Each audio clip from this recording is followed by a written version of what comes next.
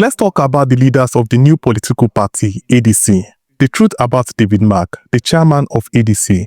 7 scandals they don't want you to remember about him. David Mark was a former military officer, a politician for over 30 years, a senator for 20 years, a former minister of information, the longest-serving Senate president, and one of the most powerful men in Nigeria's Fourth Republic. But behind the titles and red caps are dark secrets, whispers of corruption, and a fortune that doesn't match his public salary. Let us break it down. 7 scandals that still follow David Mark till today. Let us begin with number 1. Number 1. The London mansion worth over 1.2 billion naira. In 2016, David Mark was alleged to have been linked to a luxury mansion in London, the mansion hidden behind offshore companies. The house was worth over £6 million or 1.2 billion naira at the time.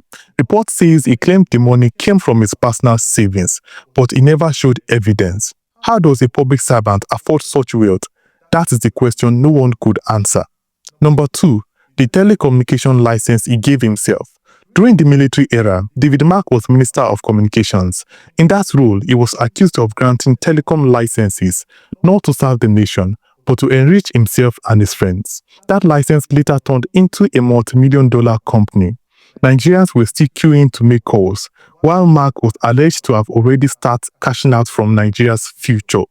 Number 3 is the Senate becomes a billionaire club. The Nigerian Senate became a billionaire club under David Mark. Under David Mark, 8 years rule as Senate president, Nigeria's lawmaker became one of the most highest paid in the world. Reports revealed that senators were receiving up to 150 million naira annually in salary, running costs, and mysterious allowances. Compare that to civil servants begging for 30,000 naira minimum wage under David Mark regime. Under David Mark, the Senate didn't serve the people, they served their pockets. Number 4 is the Panama Reports exposure. In 2016, the global leak known as the Panama Papers shook the world, and guess what?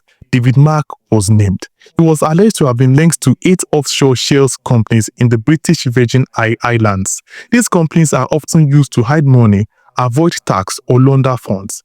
Now, what was the Nigerian senator alleged doing with secret companies abroad? The number 5 is the 500 million naira bribery in the subsidy probe. In 2012, Nigeria investigated a massive fraud in the fuel subsidy system. Billions had been stolen. Lawmakers were supposed to uncover the truth, but many of them allegedly collected bribes to cover up the scandal. David Mark wasn't indicted directly, but his name kept showing up or coming up in reports. Some said he knew about it, but he did nothing to stop it. The number 6 is 195 billion naira National Assembly renovation scam.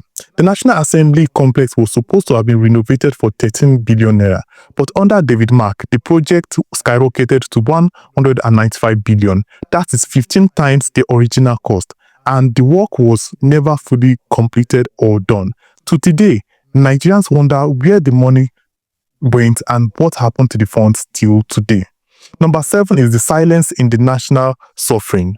Between 2007 and 2015, while David Mark was Senate president, Boko Haram rose, fuel subsidies skyrocketed, corruption deepened, education collapsed in Nigeria, and pensioners were dying in queues just to receive their pension. But David Mark watched Nigerians suffering without doing anything.